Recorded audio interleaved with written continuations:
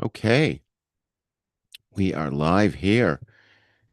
Hello, good evening, everyone, and welcome to another episode of the Haven Podcast Power Hour. I'm your host, Re-Gor, and if you're joining us for the first time, I'd like to thank you for spending a part of your Sunday evening with us. The Haven Podcast Power Hour is where we celebrate people who create the entertainment that we love. Movies, television, classic pop culture, martial arts, horror, nostalgia, restoring classic automobiles, and of course, tonight, daytime television. Oh, Tonight is a very special show because we're welcoming isn't I hearing? I'm hearing, hold on. Excuse me for one second. My YouTube is not muted. Okay. Um, I thought it tonight's was a something I was doing, so thank God. it's you. It's usually me. My So, hands are down here when I like saw this, going, Carolyn don't be me, laughing, I don't knew be me. you guys were hearing it. I apologize for that. Tonight's a very special show. We've got three incredible actresses with us who have entertained everyone for decades. We've got Julie Dove, who Days of Our Lives fans will know as the unforgettable villain, Connie Vaniski. Patrika Darbo, the Emmy-winning fan favorite, Nancy Wesley from Days of Our Lives. And Patrika, we're going to talk later and see if you know what your daughter Joy has been up to in Salem lately. And Carolyn Hennesy, General Hospital's razor sharp attorney Diane Miller, who's become one of Port Charles's most beloved characters. They're joining us because they're here to talk about a stage play that they're working on together, a wonderful theatrical production called Love, Loss, and What I Wore, opening this month at Sawyer's Playhouse in North Hollywood. So we're going to talk soaps, live theater, career reinvention, and whatever rabbit hole we wander into. Ladies, welcome to the Haven Podcast Power Hour. Thank you Thank for having you. us. thank you so much for having us. It's an honor for me to have you all join me. So, Julie, we're going to start with you just to briefly. So, the production kind of really began with you, right? And so, for viewers who haven't heard about it yet, what exactly is Love, Loss, and What I Wore? Well, it's a stage play by Nora and Delia Ephron, who've written in their own right. Each wrote several romantic comedies on their own, but together they're most known for Sleepless in Seattle and You've Got Mail. And so it's monologues focused towards women and anyone who relates to their feminine side. And it's kind of done as what you call a reader's theater. Like we're not memorized and performing. We're reading, well, somewhat reading from scripts. And it is five different women with a kind of a main staple to the show, which is a character named Gingy, which both Patrika and Carolyn play. And so I wanted to cast like a different Gingy for each week. And then the director said, why don't we do an entire cast for each week? So we have a new cast every week. That we're every weekend we're doing the show. And I absolutely floored that both Patrika and Carolyn said yes. It's just such a great show with lots of laughs, some tears, just heartwarming. It's about how like clothes really have such an impact on our life, and we have like huge moments that are tied to something we might have been wearing. So It's Excellent, also about excellent. looking in the mirror and seeing your mother stare back at you. Very yeah, true. there's a lot of Very true. childhood stuff in it. Thank you, Patrika. Yeah, That's yeah. great. So, Carolyn, since I know your time here is kind of limited, when Julie called and asked you to join this project, what was your first reaction? Oh, I always say yes. I say yes to everything because I just do. Unless unless you say, you know, I'd like you to audition for a play in my garage. It's like, no, I can't do that. But when you get an offer like this for something like this, you absolutely say yes because again, Patrika and Julie will both tell you this, actors act. And when opportunities come, you first of all, you never know what's going to come from it, but also it in and of itself is such a great piece. And my only regret, I mean, I love the fact that I'm going to be with Julie for, for 2 nights, but I love to share a stage with Patrika, and we can't do that because we're playing the same part. But that's okay. So yeah. I got to play Good for us stuff. later. Huh? Yeah. I got to play for us later. Yes. Yeah. So Excellent. so absolutely, you say yes, especially when it's a chance to work with women. My God, there's a fierce Sorry. emergency going on.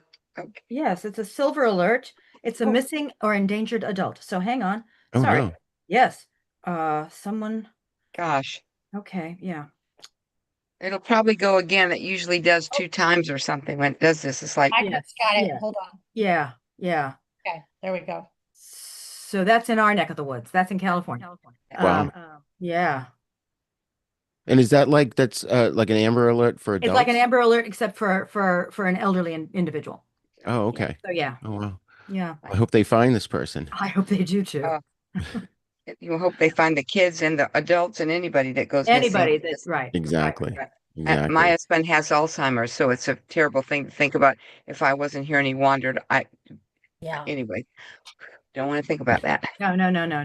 So Yeah. what I was saying was it's also great to work with a whole cadre of women. And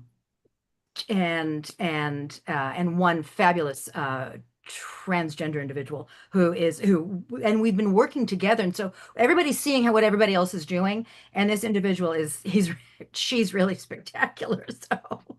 So it's going to be a lot of fun. That's awesome. Do you find the intimate nature of this kind of storytelling, is it exciting or is it terrifying or both? Oh, for me, no, it's not terrifying anymore because it's such a great pleasure to be able to plumb depths at this point. Do you know what I mean? So it's like, and we're a whole bunch of broads. We're a really great group of broads, and we can bolster each other up. And if it gets a little dicey, even in rehearsal, even in performance, I'm gonna assume this, and I'm gonna make this, I'm predicting this. We can actually look at everybody on stage, and they are right there with us. So it's a sisterhood, truly, probably even deeper. So it's not scary. It's fun. It's fun to I, go there because then you get to come back. Yeah. so agree. I so agree. It's also too because I think it's a bonding. It's Yeah. realizing that we all have different faces, come from different places, but we are the same. We have the same things that have happened to us. And in talking about the things and doing the play, you see your mother and you know your mother went through it and your grandmother went through it. It's that Hmm. kind of a coming together of women who really are different but so much alike.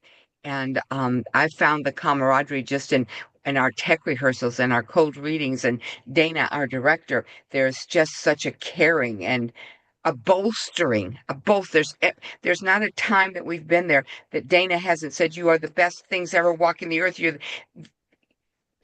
it's not like a And it's stroking. true. It's not like Also, stroking ego. It's like making you feel proud of what you're doing and realizing your worth and the fact that you're not alone. You're not alone at yeah, all. yeah. Yeah. It's become much more, I think it's taken on a larger life than just a staged reading. It's actually taken on a much larger life than that. So Yeah, every rehearsal, I get a deeper meaning from almost every story.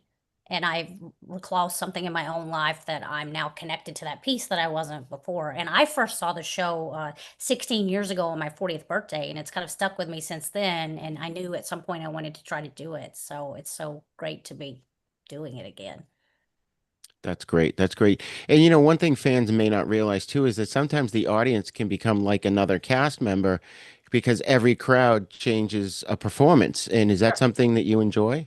Well, you see Carolyn and myself here, right? We're two different individuals, Right. and our interpretations will be different together. So it brings a whole new nuance to each show that you're going to get to come see. So I'm uh, week 3.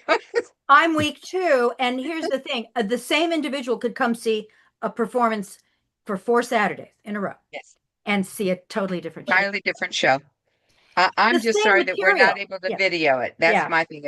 I think it would know. just be something that people would just adore to see. And I also said to him, it would be lovely to get a sponsor and sort of have a lottery for all the ladies to pick out and take this to Edinburgh. I think in the Fringe, this would be a knockout thing, a fabulous knockout. Yeah, yeah. Wow. Yeah. That's I'm an amazing idea. even though I'm in every week, I promise my performance will be different every night. So Right. Because of what she's getting from everybody else around her. Every Right. yeah, 100%, yeah, yeah, 100%. yeah. That's great. That's great. So, Carolyn, as we're winding down on your time here, I've gotta ask a General Hospital question, because I'm sure the fans at home are screaming at their screens now. They're saying, "When are we going to see Diane Where is again?" Diane? I know. Anything you can tease? Yeah, I go back to work on the 7th. Oh, good. That's all I'm gonna say. Okay. Go back to 'Cause work on the 7th. We've had the last week of June and all of July off. So everyone's back tomorrow after being off for 6 weeks. okay, 5 weeks, 5 weeks. And so yeah, there's gonna be some fun stuff. Fun stuff. Yeah, that's great. Diane's back for a bit. Excellent. Excellent. You know, she's one of those characters, she walks into a scene and she owns it immediately. Well, You listen, know, they don't give me anything. I just take it. I have to yeah. take it. I have to take it every single time. But what has it meant to you watching the audience embrace you over the years and embrace Diane? It's it's meant that our audience, which is still they're of an age. We are all aging up. And they're trying to bring kind of, young kids in to kind of get the young kids in our society today, but our young kids, they want verticals. They're not in it for the long haul, and soap operas it's the long game.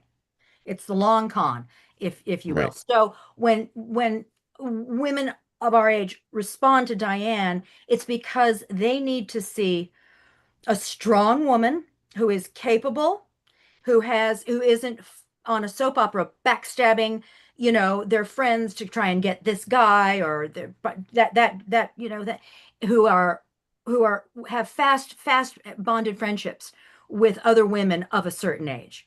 And that it's seeing that support system that they either maybe don't have in their life, maybe they need to make it stronger, maybe they look at it and say, yeah, you know what, that's what I'm seeing, and I've got that. I recognize it in my own life. Something. So when anyone responds to Diane, we're in the middle of our big General Hospital fan club weekend right now, which is Oh, where I wow. was yesterday and on Friday. And the people come up and they just say, we just love you with this person or that person or this person. We love that friendship. We love that relationship. And it's not based on backstabbing or catty or biting. It's just based on mutual respect and a whole lot of love. So the fact that women and men have responded to Diane right away, and also the humor. I like to think of Diane as the clown between the trapeze act and the guy getting shot out of a cannon. Two death-defying things that, everybody is, on their seat for, and then here comes the clown who's very serious and very funny. So and they respond to that as well. So it's been so gratifying, so gratifying. That's Yeah, awesome. yeah. And speaking of that, Diane, as you said, she always gets the best dialogue. Do you ever look at a script and go, I can't believe they're asking me to say this? Yes, and then I change it. Oh, really? Yeah, yeah. Because sometimes I just can't remember what it is I'm supposed to say, so I pull something out of somewhere, and usually it's hopefully it's just as good as what was written, and they usually let it slide because we're on the clock. It's time's ticking. Um, but uh, I love what I have to say. I love the legalese. Um, but sometimes I'm being asked to say things and I just go, kids, even I know that that's not, I'm not a lawyer, but even I know that that's not correct. So can I slip this maybe in? Or what do you think about saying this or that or this or that? Um, and they will let me usually. And then when it comes to like scenes between Nancy Lee Grahn and I, Nancy's big on rewriting. God bless her. And so she says, we can make this funnier. We can make this funnier. And we usually do. And again, it's two actresses working together to make two characters, you know, Right. a little more joined, a little more, together. So it's a lot. But, we've been off for 5 weeks. So that memorization muscle, that went on vacation. That went to the Bahamas, and now it's back. And now I'm looking at what I have to say, and it's like, oh, let's start right now. Let's start right now, memorizing it right now. That's So great. yeah, Is there Yeah. anyone that you haven't shared many scenes with that you'd love to share more scenes with? Well, don't forget, there are, I think, what, 80 people on the canvas right now of Port Charles, something like that. It's a huge number. So, if they're not in scenes with me, Sonny, Alexis, Rick, Carly, I don't know who they are. There were people at the event yesterday, and I went, "Oh, are they on the show? Oh, how long have they been on the show? 2 years? Oh, okay. I don't know that because, you know, you pass in the hallways, but you don't you there are 8 stories going. Right. And so, I don't see them. So I would say the people that I have not spent a lot of time with that I would like to, apparently, first of all, I love scenes with Laura Wright. She's just Yeah. so superb. She's just superb. But apparently there's a guy who plays Brennan, who's head of the WSB. And Yeah. I saw him yesterday and I went, "Yes, please. Chris McKenna. Yes, please. Yes. Yes, I'd like some more of that or any of that. He's Let's a do delight. that. Let's do that a little bit." That's Um, awesome. uh, and listen, I just miss Tristan Rogers. I miss Tristan. Mhm. I'm Yeah. because he was a legend and legacy and an icon, and I got to kiss him. Oh, So very nice. I miss him, and I wish I wish he was still with us. Yeah. And Yeah, I think Finola, we all do. I'd love to have more with Finola. So there's that. Oh, good. And hello, Tracy Quartermain. Jane, Jane Elliott. thank you. Yeah. Pardon me while I go memorize my That's when lines. you go like this. Yeah, I got to start learning those lines. Yeah, Laura. that's exactly what I just said. It's like, yeah, I got to memorize those lines right now. Bye. Wow. I Jane get one I Elliott. just thought of Here. for all of you. A question I thought of. Do you ever act? Have you ever had a moment where you're acting with someone and you're supposed to call them by their character name and you accidentally call them by their real name? Yeah. Yes. Yes. No. Oh. But now I'm sure I will. Sorry. Now I'm sure I will. It's It's like your brain, Actually- your navel Yeah. is saying Bill. His name is Joe Yeah. on the show, and you're going. Yeah. You go, and yes, I Yeah. told you Bill. Yes, I told you Bill. Yes, I told you Bill. And they're going, his name is Joe. Yeah, and that's not true. I actually have. I'm now remembering. I'm remembering times when I have done that. It's like, Nancy. Oh, But for me, it's worse when we're not filming and you're just having casual conversation. I kept calling Remington Lee, and I was like, "Oh my God, Remington, I keep calling you Lee." He goes, "Well, you can just call me whatever you want." I go, "Well, I really want to call you by your name." It's terrible that when that happens and stuff. And the worst part about it is you're sure you said Joe and not Bill. What do you mean? Right. I said it again. Right. I did it again. No. Yeah, right. That's for sure, hilarious. for sure. Yeah. So, Carolyn, I got one last question for you. If Diane were not an attorney, what would she be? A cat burglar. Okay. Or a chef, or I would. I have always said Diane's backstory is that she comes from circus folk. So I would say she'd be an aerialist. There you go. Yeah. And you could use your trapeze skills on screen. Absolutely right. Or or maybe a chef. Maybe a chef. She's because I've given Diane a little side story that she's a big foodie because I am. That's awesome. So there. I got a love of shoes from Diane Miller. I got my 20-year love of shoes from Diane Miller. That's awesome. I didn't have it before I got this role. That's Nice. awesome. So before we let you go, can you tell everyone where they can find you online? It's Carolyn Hennesy. So CarolynHennesy, the short spelling of Hennessy. And that's on the gram, as the kids call it. And that's my website and X and Facebook. It's all that. It's all that. And you know what? It's me on Instagram because it's the 2 red no hate bars with vampire Right. fangs, little Right, vampire right. fangs for True Blood. So Nice. that's how you know you got me. Awesome. Awesome. Well, thank you so much for spending part of your evening with us. It was truly an honor and a pleasure to Oh, finally it's meet you in my person. honor, and thanks for letting me ramble. And now I got to go celebrate my brother's birthday today. Excellent. Yay! And so I'm leaving the show in the best possible hands. So, come see Love, Lost, and What I Wore. It doesn't matter which weekend. It's because it's going to be a tremendous show. Tremendous show. So there Excellent. you go. All right, kids. Excellent. Carolyn. Love you. See Thank y'all you. later. Yeah. Yeah. Bye. Awesome. Awesome. So, Julie, once again, first of all, thank you for putting all of this together. Thank you. Now, as let's keep talking because there's a lot more to unpack here. Patrika, first of all, it's wonderful having you here as well. You know, Julie's talked about wanting to have soap veterans involved. So when she called, how hard was it to say yes? I went, who's Julie Duff? No, just kidding. Because I don't watch the show. I've missed her. I've heard nothing but wonderful things about her performance and how evil she was. And then I wanted to go see Misery, and that took me away from a stage show that she did earlier. And so, but as Carolyn said earlier, I'm an actor. I want to act, and I love theater. I love that immediate gratification when you hear a laugh at something or somebody goes, "Oh, so it feeds your soul." And so, as she said, you take roles. I won't take gratuitous fat roles. Unless there's something good that happens from her, like if somebody's mean to her, she kills them in the end. That's the kind of role I'm doing right there. I'm not doing anything where somebody at home is crying about something stupid that was said. I won't do those.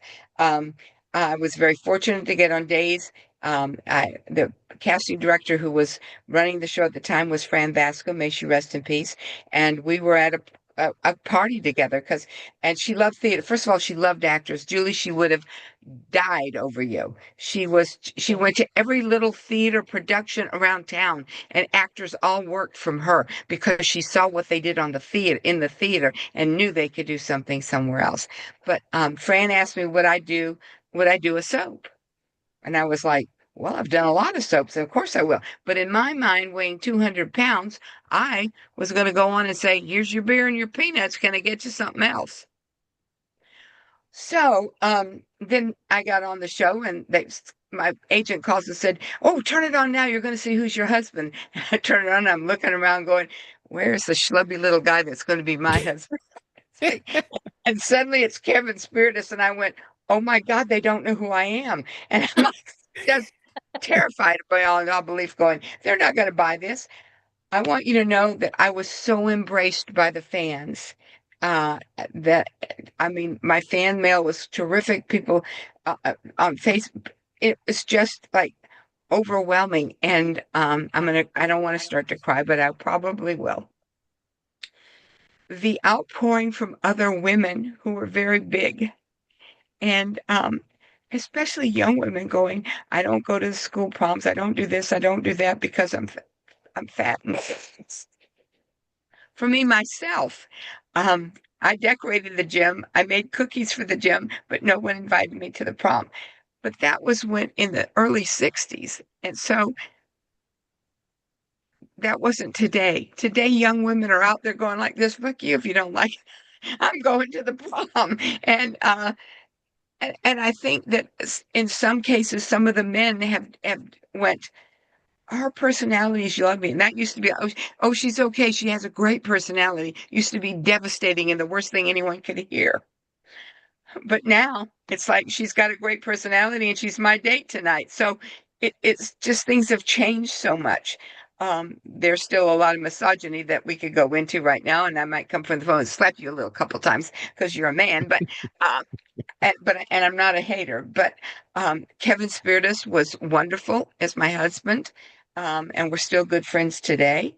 And it just was a wonderful experience.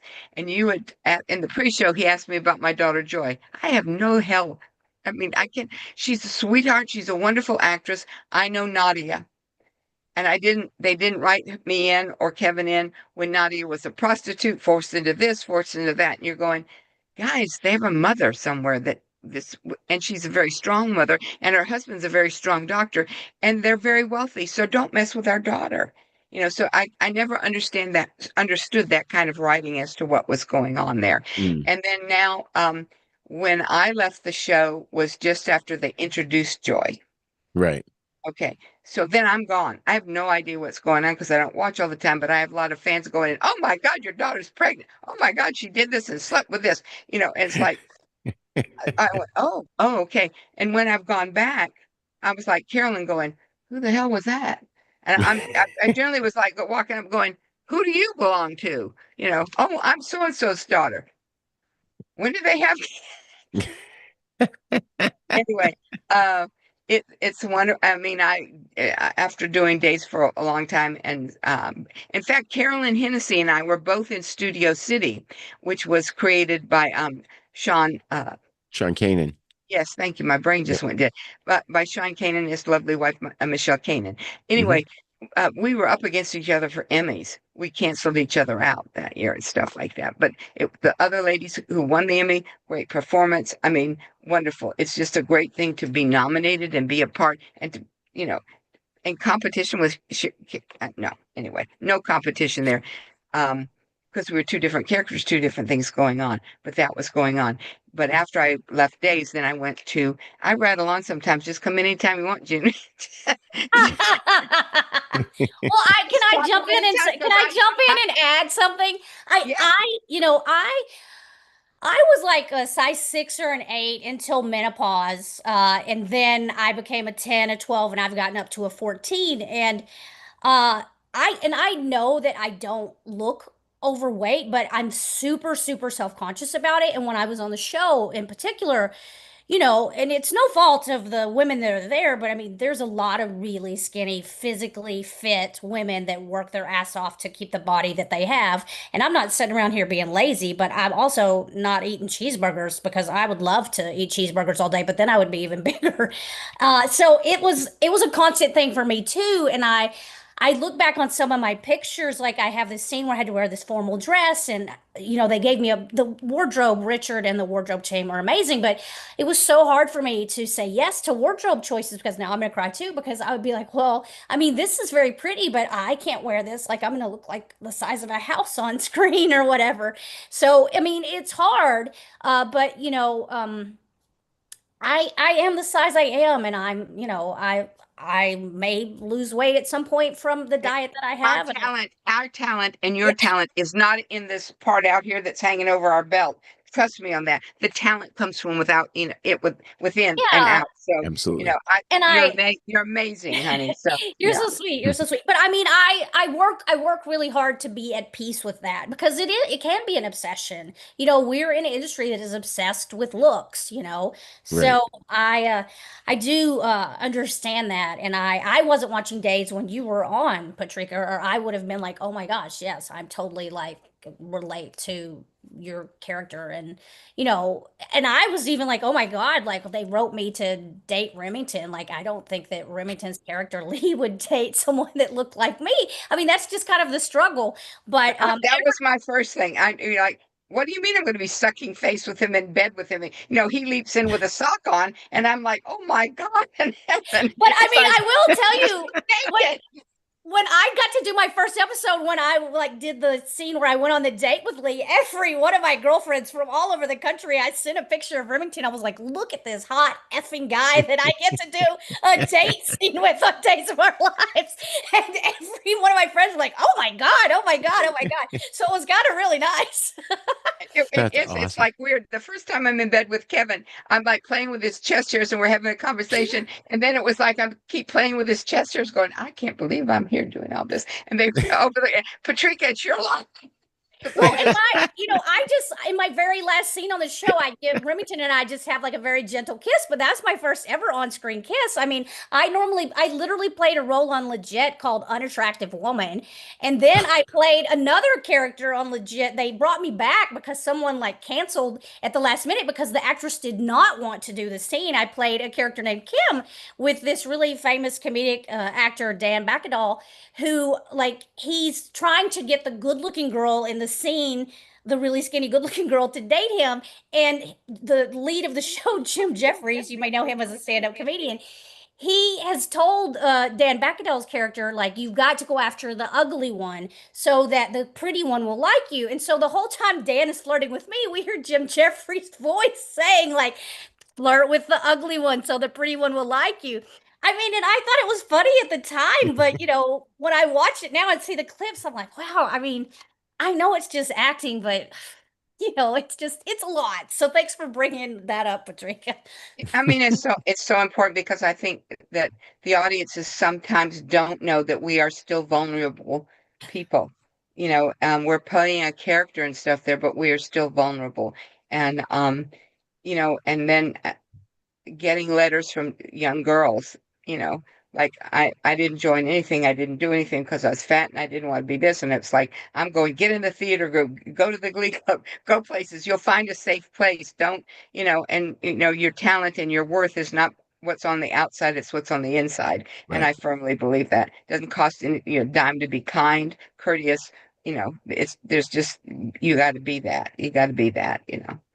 Yeah, I Right. just auditioned for a commercial this weekend, and it was for something called FanDuel, and you're supposed to be playing football. And I said to my agent, I go, I did great. I did all these scenes where I played football, and I'm like, maybe the chubby girl playing football will be the unique thing that gets me the role. So sorry to go off on such a tangent, Roger, but Yeah. thank you. No, it's totally fine. It's totally fine. But Julie, I did want to ask you, you referred to both Carolyn and Patrika as goal models. And what have Yeah. you learned from each of them? Well, I just think that like the longevity of their careers and that they just keep, popping up and, both of them do like Patrika does live theater readings and things around town, and Carolyn does like her cabaret, and she does cabaret in Palm Springs. So they're not just like sitting around and waiting on the phone to ring. They're actively out here letting the industry and all of their peers know I'm here to work and I want to work.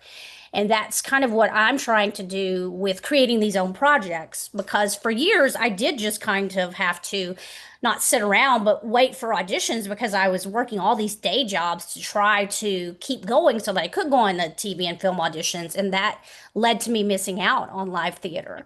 So I want to, follow in their footsteps in just letting my peers know I'm here. I want to work. I want to do projects. And they are both really talented, incredible actors. And I, hope to live up to being their co-stars. Excellent. I Excellent. don't think you ever have to live up to us, honey. Don't worry about it. You got the talent there. We're just older. I didn't start doing this professionally till 1984. I had been a national credit manager for the years before that. Never took vacation because if I did get a little job to do something, then I would turn in vacation time. That's how I did it. And it wasn't until a man called me a goat and that I was to never contradict him again that I finally went, bye. And that's another reason why she's a goal model. That's awesome. It was like, yeah. So, it's like, and I think sometimes people don't realize you're so, as an audience, ingrained in watching that soap opera that we're on, that soap opera that she's on, the shows that I mean, the soap opera that Julie was on. But at the same time, like Carolyn and I are much older, so um, we have film backgrounds, we have recurring parts on other television shows. I've been on all four soaps that are there, and I'm going back to Young and the Restless the middle of August. Oh, So I'm wow. I'm like going, can I get those lines quickly too? Because now I'm on the way to San Antonio, Texas to work with the Red Hat Society. Then I come back and I do the staged reading, and then the next week I start right on Y&R. So I'm like, Wow. y'all know I'm old, right? I need The time. hustle is real. These women are hard to keep up with, let me tell you. No, but Wow. that's what it's all about because, again, as Carolyn pointed out, we're actors. We act. We want jobs. We want to keep working. It's getting more and more difficult because of the input from different countries now, the dub things that are going on, AI taking over on some things. You get to a certain age and we don't want you anymore. We're only writing for 22-year-olds who have attention span of a gnat. because they're into the verticals or the real quick things. I mean, they was a statistic just recently about young people. The movies can't be 2 hours long anymore. Their attention span is 87 minutes. Ugh, So it's like, and then they start with their phones in the theater, or they get up and Oh, I'm done, you know. So it's like everything is changing rapidly in our entire world, whether it be entertainment, you know, sports, accounting, whatever. Everything is changing rapidly right this moment. But again, I sometimes, I mean, I grew up with television. It's like, go sit and you're eating your cereal in the front of the TV in the morning, that kind of thing. But it's now, there's a picture. I think it was in Life magazine. One, not Life was back when the Dark Ages were. Anyway, the child is sitting like on Vogue or something, and the little kid is like, can't be more than 18 months old, and he's trying to make the magazine picture get bigger by going like this on the, oh you my know. God. So yeah, so it's a famous picture. Anyway, it's just that kind of thing now. Is the kids are so here on this computer or here like this. They Right. go to dinner together and nobody talks to one another. They just text back and forth to each other. So Right. it's like, you Yeah, know, I was telling my friends, we have a dog park here in my building. I took Poppy out for a walk, and I meet every night with my neighbors, and they're all way younger than me, and they all, of course, have dogs. And I went to chase after Poppy because she ran to get in the mud, and I fell really hard and busted my knee, and I could Oh my not get up. God. But every single person was just staring at their phone. And then I even said, like, hey, no one heard me, no one did anything. Uh, I it's just like, had to like drag myself up. And then I went inside and I pouted and I texted my other neighbor. I was like, let me tell you what just happened out back.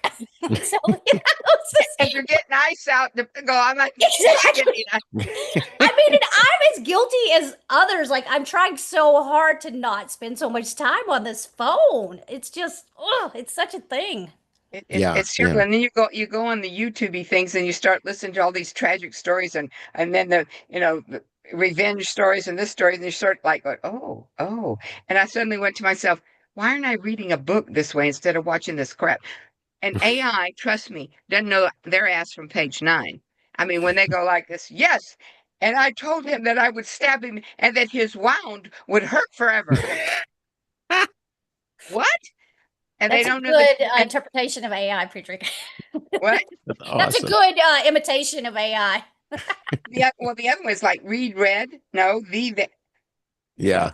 It's there was a commercial. I will tell you this right. A commercial audition that came out, and my agent said, "Do not do this."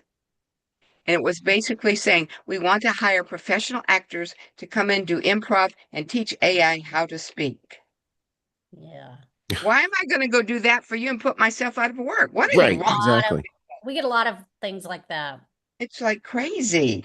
Oh, Anyway, yeah. I'm off that tangent now. What We're should we call tangenting. it? We're tangenting. We're tangenting. Well, I had one quick tangent I just want to say because getting to the whole thing about kids being stuck in their computers, what my wife and I are raising our grandson, and I always raised my kids with they got all the teachers' references growing up. They knew who Fonzie was. They knew you don't have to watch every episode of Happy Days to know who Fonzie is. They should just know it.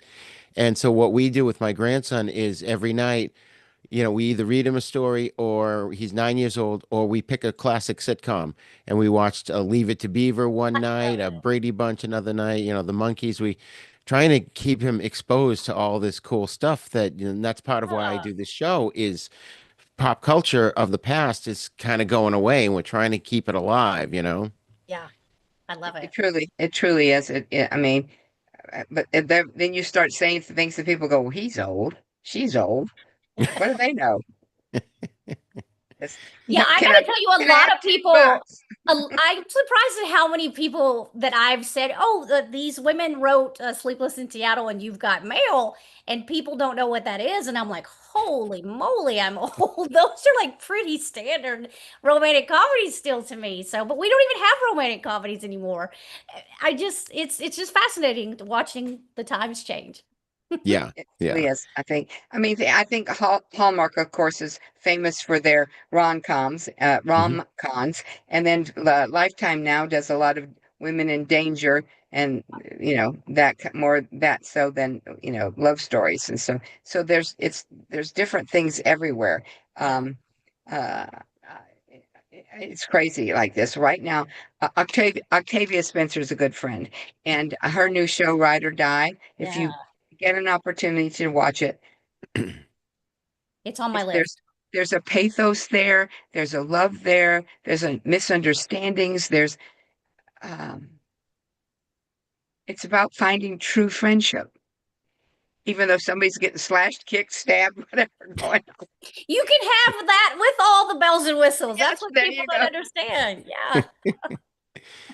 So, with regards to Love, Loss, and What I Wore, how universal is the appeal of the show? You know, you guys mentioned it was written for women, but can men walk away seeing themselves in it too?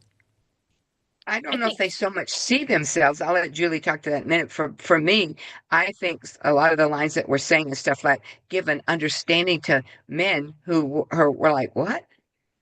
Really?"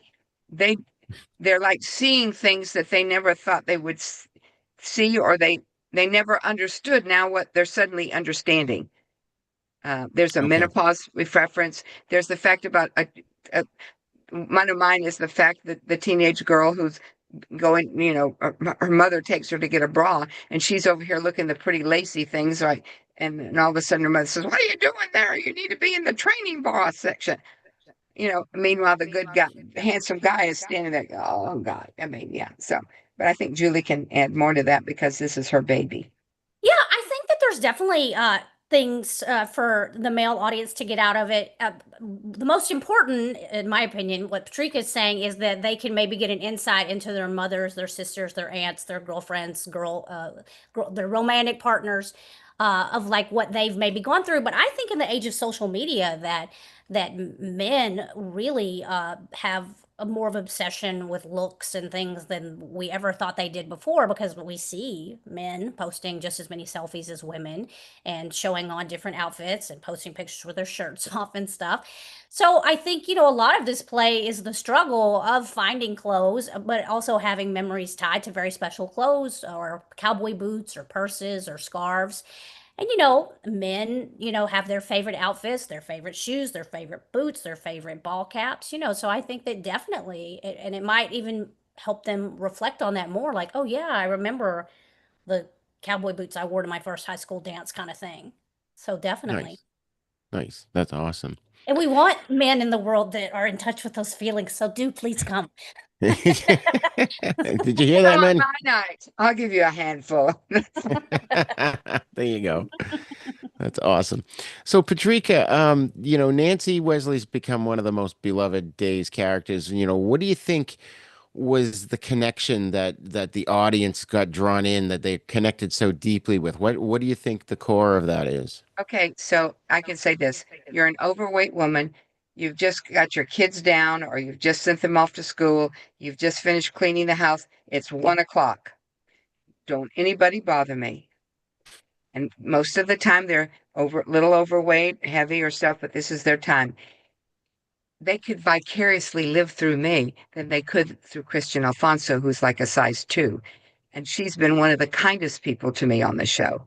And we're still friends and text each other every once in a while. So it's that kind of thing that, again, like I said, Kevin Spiritus is my husband. We're doing each other everywhere. I mean, I put a hot tub in his office. I mean, and every once in a while, I'd throw him on the desk. My hands went down his pants, and I mean, we did a lot of things. And I was just always going like this to the camera people. I said, I either have to have sleeves, or if you shoot the back of my arm, I'll fucking kill each one of you. I'm sorry I swore just now, but that's what I told them. I That's said, funny. meanwhile, we're in the bed, and I have on my little kimono and fabulous little arms going like this, and Kevin hops into bed with a sock on and nothing else. And I'm like, okay, let's go. It's crazy time. So I think it, I think and I hope that people were vicariously living through me, living the dream about, my husband's off as accountant somewhere, the kids are all off like this, but oh boy, that Kevin Spirit, oh, Drake Hogerson, all that kind of thing was going on. So yeah. That's awesome.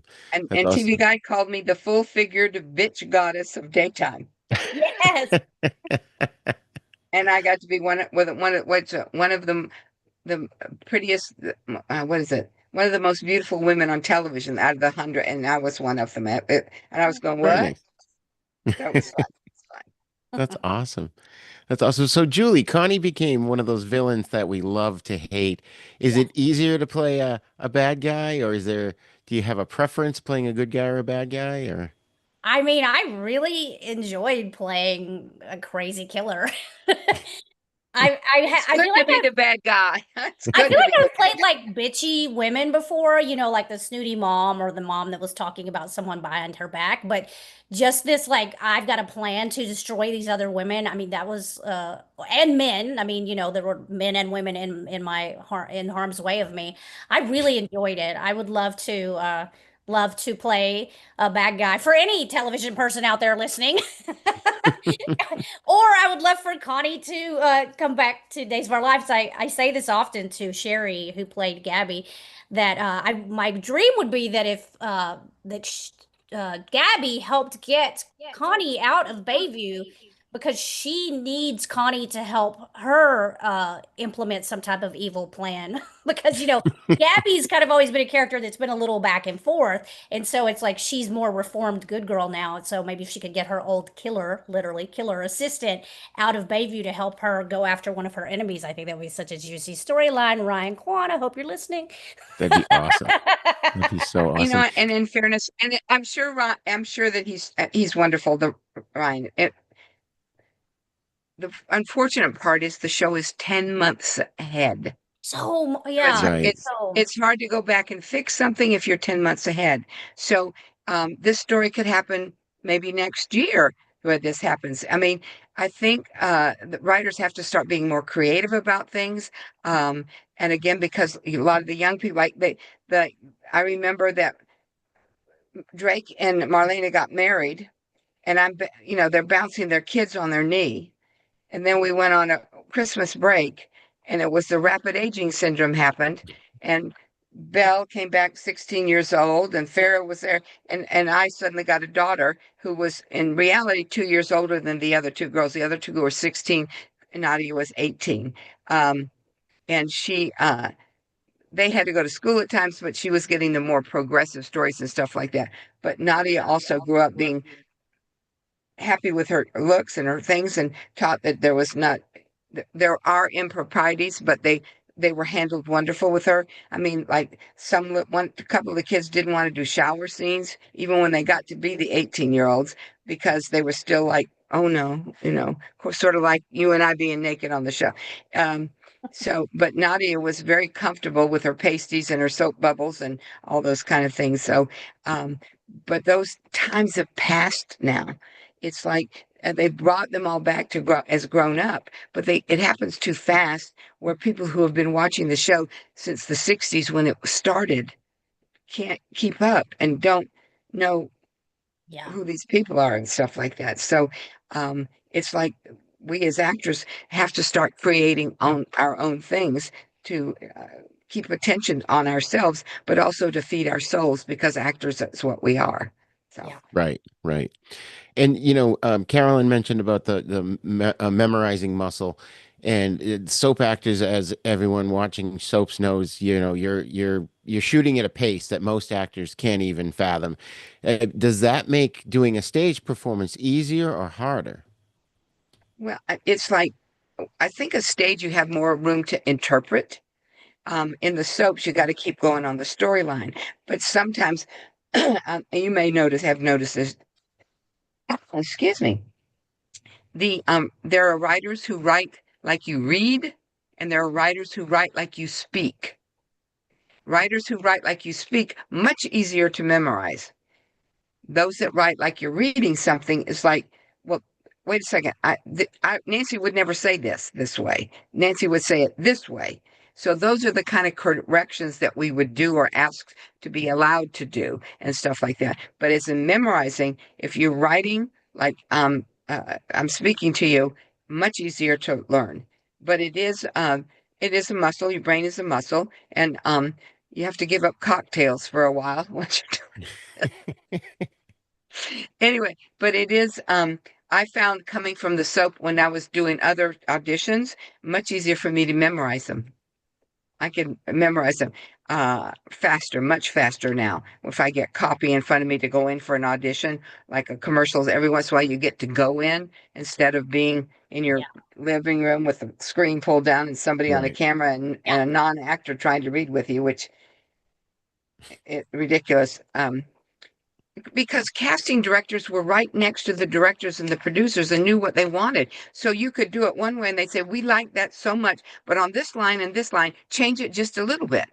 Yeah, now Well, we if can Right. I'm do that. standing in my front room doing it, I'm not getting that feedback. So Right. you always try to do two different takes so that they can see you can go up or down or here and wide, whatever. But it's really changed how we perform too, because now everything is on self-tape. So it's crazy.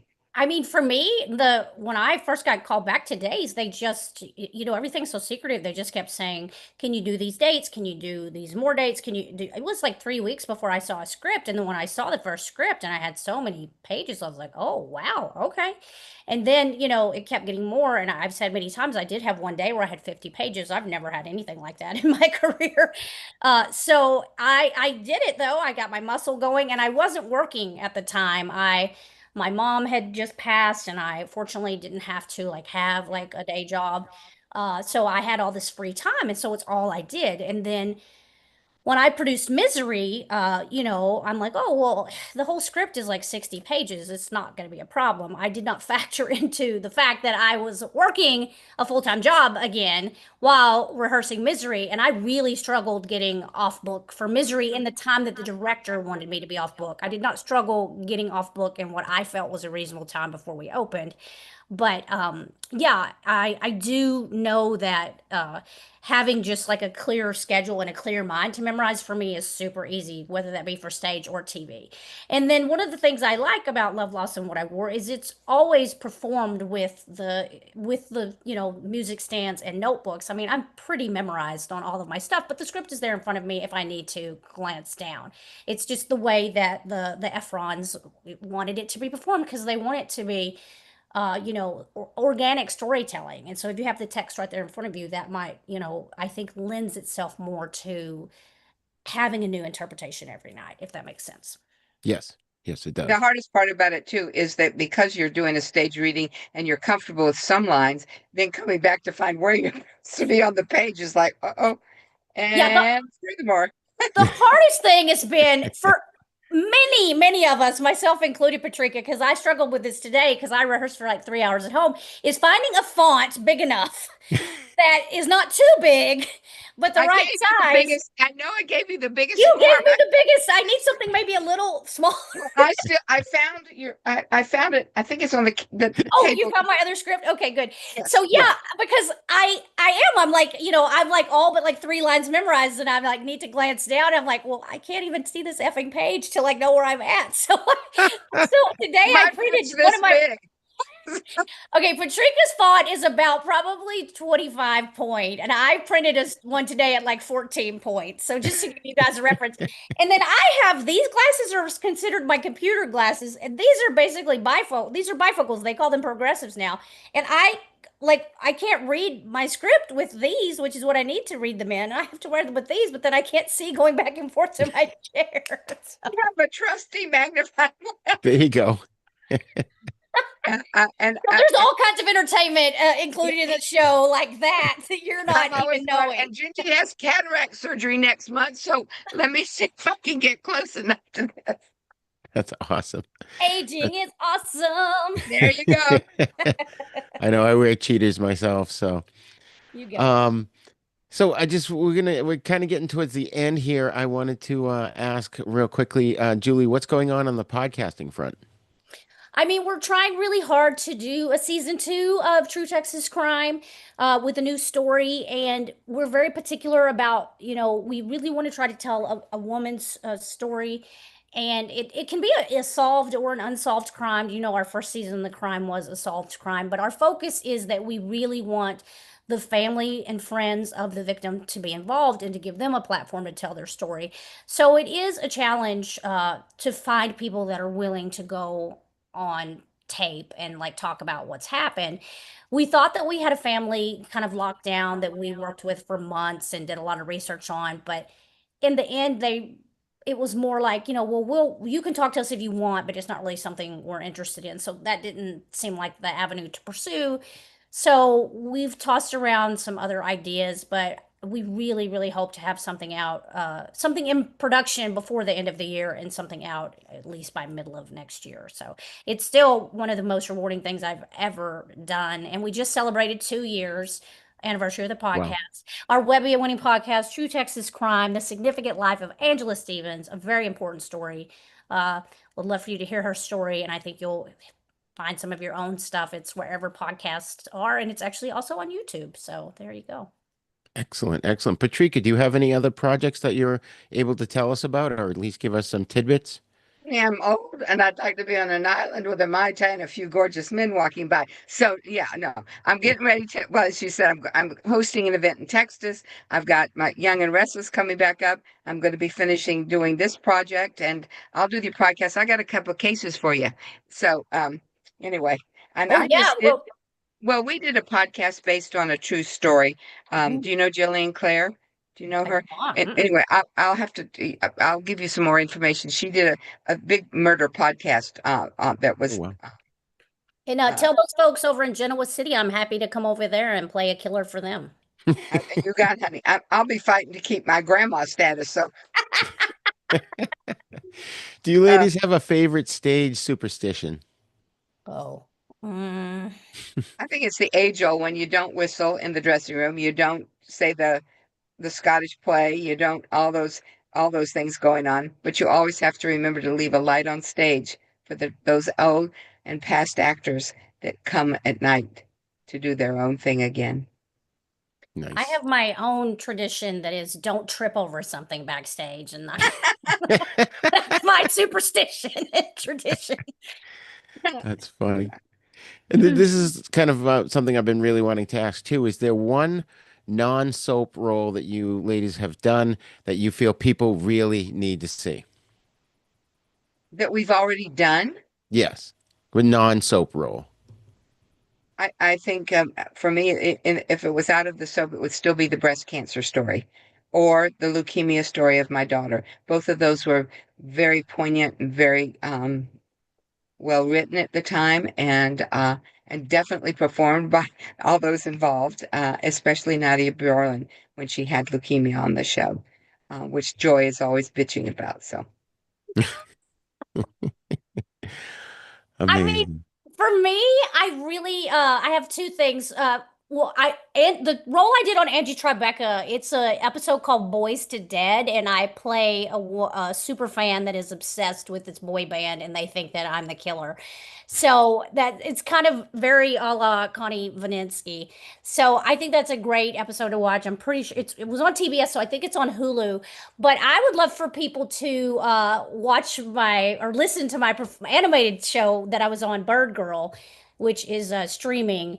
I have one episode in season one, but I have this huge arc. I'm in all the episodes of season two, and I think I play Jessica from accounting, and it's just a really funny character. So I'd love for people to tune into that.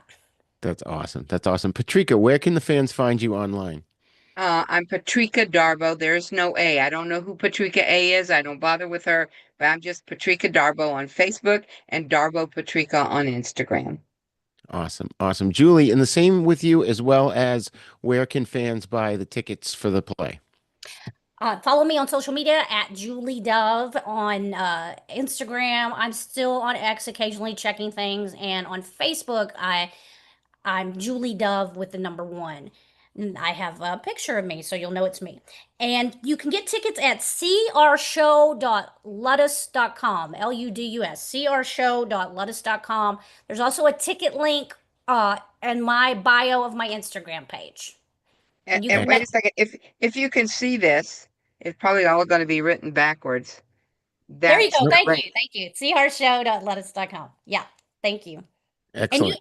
I check all of my messages on Instagram. I try to respond to every fan or friend that I haven't spoken to that messages me there. So if you have any questions about anything, you can always message me there on Instagram. Excellent. My Excellent. DMs are open. Slide on in. Is that what all the kids are saying? I think that was probably 10 years ago, and I'm just now thinking it's funny. So Well, I always my niece, my great niece is like this, click it. What? I don't know what that is. What? Click it. I know. I'm so Oh, old. click it. We used to own a movie theater, my wife and I. We had a glass display case with some collectibles for sale, and this kid's looking at it one time, and he goes, "Wow, that's sick." And I looked at him and I go, "No, I assure you, it's quite healthy." Ladies, It's it's been the languages have changed. I mean, we had the fawns and hey, all those Hey. things going on, and so I mean, the vernacular, isn't that the right word I want? Yeah. Has changed yes, so much, so it's crazy. it is. It is. And ladies, it's been an absolute pleasure. Thank you so much for joining me tonight. Thank you. I Thank wish you you for all having the us. great success with Love, Loss, and What I Wore. I hope every weekend the house is packed. Me too. Amen. Get your tickets now. Get your tickets Excellent. now. Yep, we're going to put the Absolutely. link in the show notes. And to everyone watching, if you've enjoyed tonight's show, please give us a like, a subscribe, hit that little bell so you get our notifications, and follow Take us your wherever nose you're out of the watching. phone. Do it. Yes, get your heads out of the phone, except when we're on. And go click his boxes. Ooh, that sounded rude. Awesome. All right. Well, I'm Re-Gor. Until next time, take care of yourselves, support independent theater, support the arts, and we'll see you on the next episode of Haven Podcast Power Hour, which is actually going to be tomorrow night. Thank you, folks. Thanks. Bye bye. Bye bye.